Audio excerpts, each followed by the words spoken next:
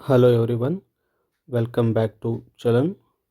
ಇವತ್ತಿನ ವಿಡಿಯೋದಲ್ಲಿ ನಾವು 5 marks problem liquidator final statement of account ಯಾವ ರೀತಿ ಪ್ರಿಪೇರ್ ಮಾಡಬೇಕು ಅನ್ನೋದನ್ನು ನೋಡೋಣ.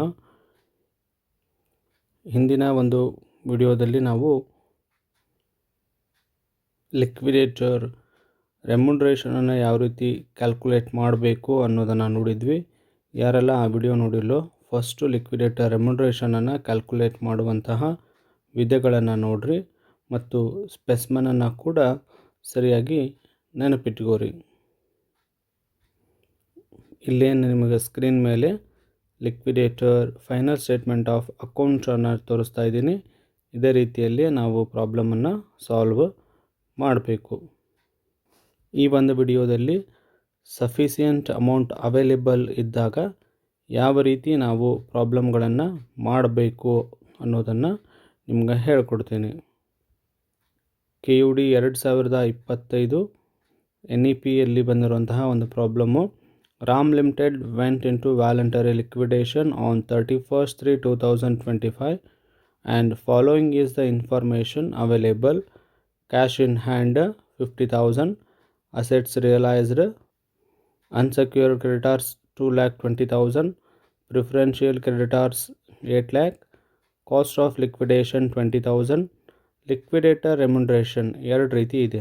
ಒಂದನೇದ್ದು on assets realised, B 5% on amount paid to unsecure creditors. Prepare liquidator final statement of accounts ಅಂತ ಹೇಳ್ಯಾರ. ಹಿಂದೆನೂ ಕೂಡ ಹೇಳಿದ್ದೆ, ರೆಮ್ಯುನರೇಷನ್ ಒಂದು ರೀತಿಯಾದರೂ ಇರ್ಬೋದು, ಒಂದಕ್ಕಿಂತ ಹೆಚ್ಚಾದರೂ ಇರಬಹುದು. ಟೈಟಲ್ ಬರೆದ್ವಿ, liquidators final statement of account, receipts rupees, payment rupees. First ನಾವು ರಿಸಿಪ್ಟ್ ಸೈಡ್ ಬರುವಂತಹ ಐಟಮ್ಗಳನ್ನು ಬರ್ಕೊಳ್ಳೋಣಂತ. ಕ್ವಶನ್ ಕೂಡ ಇಲ್ಲಿ ಡಿಸ್ಪ್ಲೇ ಮಾಡಿದ್ದೀನಿ, ಅಬ್ಸರ್ವ್ ಮಾಡಿರಿ. ಫಸ್ಟ್ ಇರೋದು ಯಾವುದು ಅಂದರೆ ನಿಮ್ಗೆ ಕ್ವಶನ್ ಒಳಗೆ cash in hand. Cash in hand ಯಾವ ಸೈಡ್ ಬರುತ್ತಾ? ರಿಸಿಪ್ಟ್ ಸೈಡ್ ಬರ್ತೈತಿ. To cash in hand 50,000. ಅದಾದಮೇಲೆ ಇರೋದು ಅಸೆಟ್ಸ್ ರಿಯಲೈಸ್ಡ್ ರುಪೀಸ್ 3 lakh. ಅದು ಕೂಡ ರಿಸಿಪ್ಟ್ ಸೈಡ್ ಬರುತ್ತೆ. To assets realised 3 lakh. ಇದಾದಮೇಲೆ ಇರೋದು ಕ್ವಶನ್ ಒಳಗೆ ಅನ್ಸೆಕ್ಯೂರ್ಡ್ ಕ್ರೆಡಿಟಾರ್ಸ್ 2,20,000 ಐತಿ. ಅದಕ್ಕಿಂತ ಮುಂಚೆ ನಾವು ತೊಗೋಬೇಕಾಗಿರೋದು ಯಾವುದು? ಕಾಸ್ಟ್ ಆಫ್ ಲಿಕ್ವಿಡೇಷನನ್ನು ಯಾವ ಸೈಡ್ ಬರ್ಕೋಬೇಕು? ಪೇಮೆಂಟ್ ಸೈಡ ಬರಿಬೇಕು. ಆರ್ಡರ್ ಏನಿದೆಯೋ ಅದೇ ಪ್ರಕಾರ ಬರ್ಕೋತ ಹೋಗ್ಬೇಕು. By cost of liquidation 20,000. Cost of liquidation ಆದಮೇಲೆ ನಾವು ಬರಿಬೇಕಾಗಿರೋದು ಏನು ಅಂತಂದ್ರೆ ಲಿಕ್ವಿಡೇಟರ್ ರೆಮ್ಯುನರೇಷನ್. ಲಿಕ್ವಿಡೇಟರ್ ರೆಮ್ಯುನರೇಷನ್ ಎ ಯಾವುದು? 5% on assets realised. Assets realised ಇರೋದೆಷ್ಟು? 3 lakh.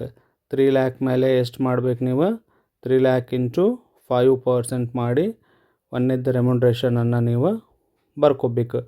3 lakh ಮೇಲೆ 5% ಮಾಡಿ ಬೈ ಲಿಕ್ವಿಡೇಟರ್ ರೆಮ್ಯುನರೇಷನ್ ಅಥವಾ ಲಿಕ್ವಿಡೇಟರ್ ಕಮಿಷನ್ ಅಂತ ಬರಿಬೋದು. ಆನ್ ಅಸೆಟ್ಸ್ ರಿಯಲೈಸ್ಡ್ 15,000 ಬರುತ್ತೆ. ಇದಾದಮೇಲೆ ಇನ್ನೊಂದು ಇದೆ commission, 5% on amount paid to unsecure creditors ಅಂತ ಐತಿ. ನಮಗೆ ಸಫಿಸಿಯೆಂಟ್ ಅಮೌಂಟ್ ಅವೈಲೇಬಲ್ ಐತೋ ಇಲ್ಲೋ ಅಂತ ಮೊದಲು ನಾವು ವರ್ಕಿಂಗ್ಸ್ಗಳನ್ನು ಹಾಕ್ಕೊಂಡು ರಫ್ ವರ್ಕ್ ಮಾಡಿ ನೋಡಬೇಕು. ಅದಾದಮೇಲೆ ಅನ್ಸೆಕ್ಯೂರ್ ಕ್ರೆಡಿಟಾರ್ಸ್ ಮೇಲೆ ಕಮಿಷನನ್ನು ನಾವು ಕ್ಯಾಲ್ಕುಲೇಟ್ ಮಾಡಿ ಬರಿಬೇಕು.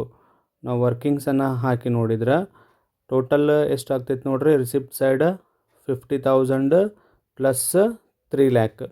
3 lakh 50,000 ಆಗ್ತೈತಿ.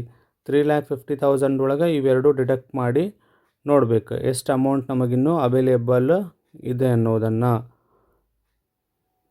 3 lakh 50,000 ಮೈನಸ್ 20,000 ಮೈನಸ್ 15,000 ಎಷ್ಟು ದುಡ್ಡು ನಮ್ಮ ಹತ್ರ ಅವೈಲೇಬಲ್ ಆಗ್ತೈತಿ ಅಂತಂದ್ರೆ 3,15,000 ಆಗ್ತೈತಿ. ಇಲ್ಲಿ ನಾವು 3,15,000ದಲ್ಲಿ ಇನ್ನು ಪೇಮೆಂಟ್ ಮಾಡಬೇಕಾಗಿರೋದು ಯಾವುದ್ಯಾವುದು ಅಂದ್ರೆ ಅನ್ಸೆಕ್ಯೂರ್ ಕ್ರೆಡಿಟಾರ್ಸ್ 2,20,000, ಪ್ರಿಫರೆನ್ಷಿಯಲ್ ಕ್ರೆಡಿಟಾರ್ಸ್ 80,000. ಎರಡು ಕೂಡಿಸಿದ್ರೆ ನಮಗೆ ಎಷ್ಟು ಬೇಕು ದುಡ್ಡು? 3 ಲಕ್ಷ ಬೇಕು. ಇಲ್ಲಿ ನಮ್ಮ ಹತ್ರ ಇರೋದೇನು 3,15,000 ಐತಿ. ಅಂದರೆ ಸಫಿಷಿಯೆಂಟ್ ಅವೈಲೇಬಲ್ ನಮ್ಮ ಕಡೆ ಇದೆ ಅಂತ ಅರ್ಥ ಆಗತ್ತೆ. 3 ಲಕ್ಷದ ಮೇಲೆ ಈಗ ಅನ್ಸೆಕ್ಯೂರ್ ಕ್ರೆಡಿಟಾರ್ಸ್ ಮೇಲೆ 5%. ಅನ್ಸೆಕ್ಯೂರ್ ಕ್ರೆಡಿಟಾರ್ಸ್ ಅಂತ ಹೇಳ್ಯಾರ ಅಂದ್ರೆ 2 ಕೂಡಿಸಿ ತೊಗೋಬೇಕು. Unsecured plus preferential creditors. Preferential creditors ಅನ್ನೋದು ಕೂಡ ಏನೋ ಒಂದು ಅನ್ಸೆಕ್ಯೂರ್ ಕ್ರೆಡಿಟಾರ್ಸ್ದ ಭಾಗ, ಬಟ್ ಅವ್ರಿಗೆ ಪ್ರಯಾರಿಟಿಯಲ್ಲಿ ಫಸ್ಟ್ ಪ್ರಯಾರಿಟಿ ಪೇಮೆಂಟಕ್ಕೆ ಇರುತ್ತೆ. ಹಾಗಾಗಿ ನಾವು ಇಲ್ಲಿ ಏನು ಮಾಡಬೇಕಾಗತ್ತೆ, 3 ಲ್ಯಾಕ್ ಮೇಲೆ ಎಷ್ಟು ಪರ್ಸೆಂಟ್ ಮಾಡಬೇಕು, 5% ಮಾಡಿ ನೀವು ಕ್ಯಾಲ್ಕುಲೇಟ್ ಮಾಡಬೇಕು ಕಮಿಷನ್. 5% ಮಾಡಿದರೆ ಎಷ್ಟು ಬರುತ್ತೆ ರೀ, 15,000 ಏನು ಬರುತ್ತೆ ಕಮಿಷನ್ನು ಬರ್ತೈತಿ. 15,000 3,15,000ದಲ್ಲಿ 15,000 ತೆಗೆದ್ರೆ ಇನ್ನೂ 3 ಲಕ್ಷ ಉಳಿತೈತಿ. ನಮ್ಗೆ ಪೇಮೆಂಟ್ ಮಾಡಕ್ಕೆ ಬೇಕಾಗಿರೋದೆಷ್ಟು ದುಡ್ಡು, 3 ಲಕ್ಷನ ಬೇಕು. ಹಾಗಾಗಿ ಇದೇನು ಸಫಿಷಿಯೆಂಟ್ ಅಂತ ಅರ್ಥ. 3 ಲ್ಯಾಕ್ ಇಂಟು 5% ಮಾಡಿದ್ರೆ 15,000 ಕಮಿಷನ್ ಬರುತ್ತೆ. 3 ಲ್ಯಾಕ್ ಹೆಂಗೆ ಬಂತು ಗೊತ್ತಾತಲ್ಲ, 2,20,000 ಪ್ಲಸ್ 80,000 ಅನ್ಸೆಕ್ಯೂರ್ ಕ್ರೆಡಿಟಾರ್ಸು ಅಂತ ಹೇಳಿದ್ರೆ ಕಮಿಷನ್ನು ನೀವು 2 ಕೂಡಿಸಿನೇ ತೊಗೋಬೇಕು. Unsecure creditors plus preferential creditors ಮಾಡಿ ತೊಗೋಬೇಕು. ಹಾಗಾಗಿ ಉಳಿಯೋದು 3 ಲಕ್ಷ. 3 ಲಕ್ಷನೇ ನಮಗೆ ಬೇಕಾಗಿರೋದ್ರಿಂದ ಇದು ಸಫಿಷಿಯೆಂಟ್. ಮತ್ತೊಮ್ಮೆ ನಿಮ್ಗೆ ಹೇಳತ್ತೀನಿ ಯಾವ ರೀತಿ ಸಫಿಷಿಯೆಂಟು ಇನ್ಸಫಿಷಿಯೆಂಟು ಅನ್ನೋದನ್ನು ನಾವು ರಫ್ ವರ್ಕಿಂಗ್ಸ್ ಹಾಕಿ ನೋಡ್ಕೋಬೇಕು ಅಂತ ಹೇಳಿ. ನೆಕ್ಸ್ಟ್ ಬರೀರಿ, ಆನ್ ಅನ್ಸೆಕ್ಯೂರ್ ಕ್ರೆಡಿಟಾರ್ಸ್ 5% ಮಾಡಿದ್ರೆ 15,000 ಕಮಿಷನ್ ಬರುತ್ತೆ. ದೆನ್ ಇದಾದಮೇಲೆ ಬರಿಬೇಕಾಗಿರೋದು ನಾವು ಬಾಯ್ ಪ್ರಿಫರೆನ್ಷಿಯಲ್ ಕ್ರೆಡಿಟಾರ್ಸ್ 80,000 ಬಾಯ್ ಅನ್ಸೆಕ್ಯೂರ್ ಕ್ರೆಡಿಟಾರ್ಸ್ 2,20,000. ಎರಡು ಸೈಡ್ ಟೋಟಲ್ ಮಾಡಿರಿ 3,50,000. ಡೆಬಿಟ್ ಸೈಡ್ ಕ್ರೆಡಿಟ್ ಸೈಡು ಕೂಡ 3,50,000. ಎಷ್ಟು ಮಾಡಿದ್ರೆ ನಿಮ್ಮದು 5 ಮಾರ್ಕಸ್ದ ಪ್ರಾಬ್ಲಮ್ ಕಂಪ್ಲೀಟ್ ಆಗತ್ತೆ.